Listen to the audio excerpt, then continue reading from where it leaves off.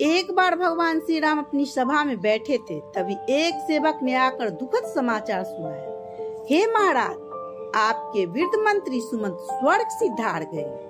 यह सुनते ही श्री राम का हृदय भारी हो गया। वे सुमंत के घर पहुँचे, जहाँ शोक की लहर छाई थी। राम ने पंडित को बुलवाया और सुमंत की जन्म कुंडली मंगवाई।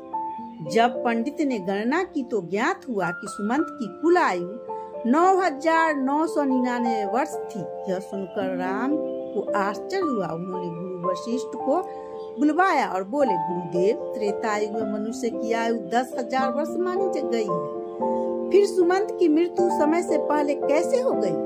इसमें तो यमराज ने मेरे राज्य का अपमान किया है। गुरु वशिष्ठ से चर्चा करने के बाद राम ने गरुड़ पर सवार होकर धनुष टकरार करते हुए यमराज की नगरी यशमनी की ओर प्रस्थान किया। मार्ग में उन्हें देखा कि यम के दूत सुमंत को बांध कर ले जा रही हैं। श्री राम ने अपने दिव्य अस्त्रों से यमदूत को पराजित कर सुमंत को मुक्त करा दिया। यमदूत ने भयभीत होकर श्री राम से कहा, प्रभु, हमने क्या अपराध किया जो आपने हमें मारा? सुमंत के जीवन के दिन पूरे हो चुके थे, इसीलिए हम उन्हें ले जा रहे थे। राम ने उत्तर दिया, इसके जीवन के 9 दिन अभी भी शेष है, फिर तुम लोग इसे कैसे ले जा सकते हो? इस पर यमदूत बोले, राघव, जब सुमंत का जन्म हुआ था उस समय उसकी माता के गर्भ से पहले हाथ और मस्तक बाहर आए थे, बाकी शरीर 2 दिन बाद निकला। उसी समय पंडित ने विशेष मंत्रों से उसकी रक्षा की और उसका नाम सुमंत रखा गया। अतः उस दिन को हम उसका जन्मदिन मानते हैं और उस दिन से उसकी आयु पूरी हो चुकी है। राम ने उत्तर दिया, जिस दिन यह पूर्ण रूप से जन्मा वही इसका जन्मदिन है और वही दिन माता पिता तथा ज्योतिषों ने लिखा है, इसीलिए इसके 9 दिन शेष है। तुम जाओ और जब इसके दिन पूर्ण हो जाएंगे तभी इसे ले जाना।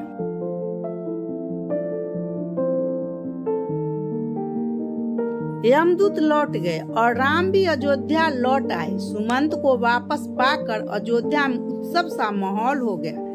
सुमंत ने भगवान राम का पूजन किया और शेष बचे 9 दिन में दान पुण्य कर धर्म के मार्ग पर अग्रसर रहे।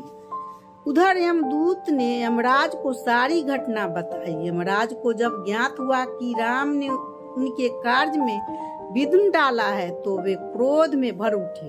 उन्होंने विशाल सेना एकत्र की और स्वयं एक भयंकर भैंसे पर सवार होकर अयोध्या की ओर कूच किया। यमराज ने अयोध्या को चारों ओर से घेर लिया। इस संकट को देखकर राम ने अपने पुत्र लव को आदेश दिया कि वह यमराज से युद्ध करे। लव अपने रथ पर आरूढ़ होकर यमराज से भिड़ गए। लव के तीखे बाणों से यमराज की सेना के लाखों अनुयायी धराशायी हो गए। यमराज क्रुद्ध हो उठे और स्वयं लव के पास युद्ध करने लगे। यमराज ने लव का रथ, सारथी, कवच और मुकुट नष्ट कर दिया। लव क्रोधित होकर दूसरे रथ पर चढ़े और भी भीषण युद्ध आरंभ किया। उन्होंने अपने तीखे बाणों से यमराज के भैंसे को मूर्छित कर दिया और धराशायी कर दिया। यमराज ने अब क्रोध में आकर यमदंड का प्रयोग किया। ठीक उसी समय सूर्यदेव, लव और यमराज दोनों के पूर्वज थे प्रकट हुए और लव से विनती करने लगे, वत्स्य लव, तुमने इस अस्त्र को चलाया है, केवल तुम ही इसे वापस ले सकते हो। यम भी मेरा ही पुत्र है और तुम भी मेरे ही वंश से उत्पन्न हुए हो। क्या एक पुत्र की भूल के लिए परिवार नष्ट कर दिया जाएगा?